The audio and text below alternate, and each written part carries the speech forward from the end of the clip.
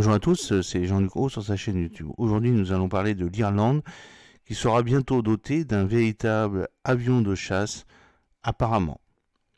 C'est une affaire que nous suivons depuis maintenant 6 ans et qui pourrait bien aboutir cette année. En effet, les parlementaires irlandais s'étaient dotés jusqu'au printemps 2024 afin d'analyser et d'étudier les tenants et les aboutissants de la création d'une aviation de chasse digne de ce nom dans leur pays.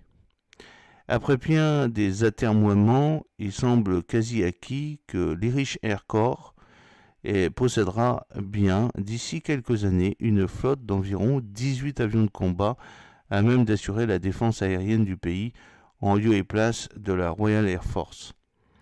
Il se murmure également que Dublin étudierait une prochaine entrée dans l'OTAN. Historiquement, le dernier modèle de chasseur à avoir quitté le service actif dans l'Irish Air Corps est le Supermarine Surfer LF Mach 3 en 1955.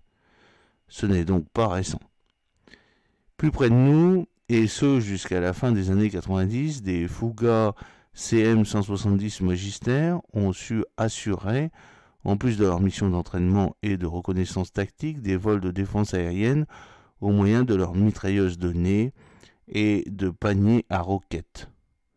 Mitrailleuses et roquettes qui sont d'ailleurs toujours en mars 2024 l'arsenal des Pilatus PC-9M, seul et unique avion d'armes à voler sous la cocarde irlandaise.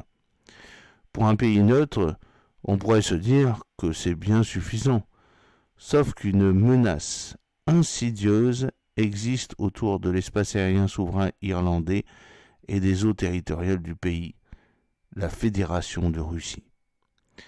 Bien sûr, cette dernière ne va pas envahir le petit État insulaire d'Europe occidentale, comme elle l'a fait avec l'Ukraine, ou comme elle s'y prépare avec la Transnistrie moldave. En effet, les menaces que le Kremlin fait peser sur l'Irlande sont plus vicieuses, moins directes. Comme pour les 3 républiques baltes, il s'agit de violations d'espace aérien souverain.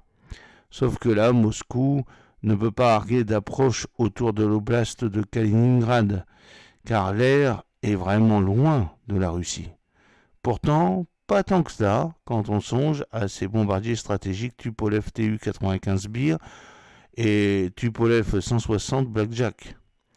D'autant plus que désormais, la Russie n'hésite plus à fréquemment menacer les alliés du feu nucléaire. Et les approches dangereuses de ces avions autour de l'Irlande ne sont pas une vue de l'esprit, elles existent depuis de nombreuses années. C'est véritablement en 2020 que les choses ont commencé à évoluer dans ce pays européen. Une volte-face après un premier refus très mal vécu par la population et dénoncé à l'époque par la presse.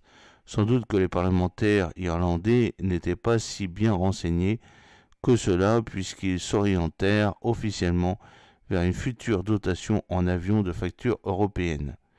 Qu'en est-il 4 ans plus tard? La réalité industrielle et technologique est passée par là, car les avions de combat européens disponibles sur le marché actuellement, il n'y en a pas tant que cela.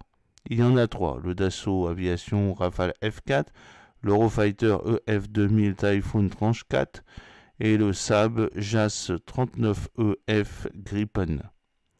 Et de l'aveu même des parlementaires irlandais, les 2 premiers seraient hors compétition, car trop onéreux pour le modeste budget de la défense de Dublin.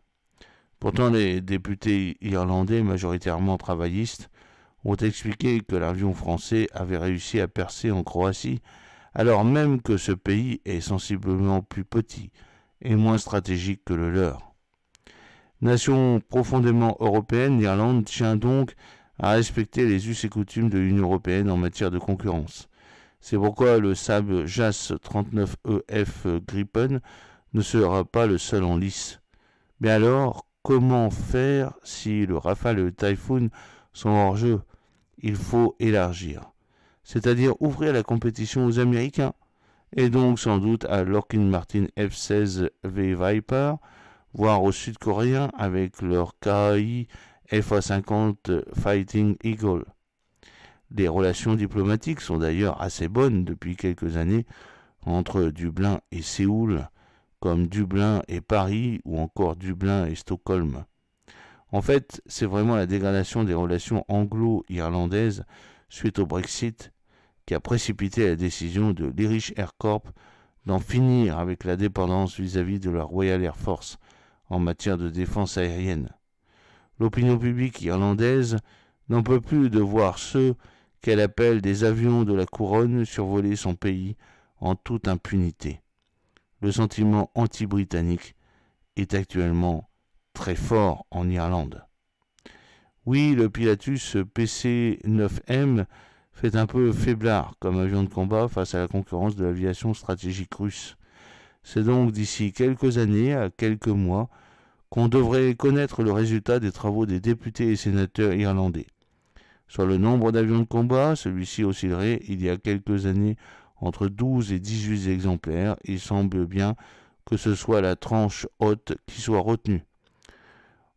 Et tout porte à croire que le JAS 39EF Gripen en sortira vainqueur, et ce même si une partie de la gauche irlandaise aurait visiblement préféré le Rafale F4. Affaire, bien entendu, à suivre. J'espère que cette petite vidéo vous a plu. N'oubliez pas de cliquer sur le pouce pour la promouvoir, de vous abonner si ce n'est pas encore fait et de partager cette vidéo sur vos réseaux sociaux. A très bientôt, fidèlement, Jean-Luc Roux.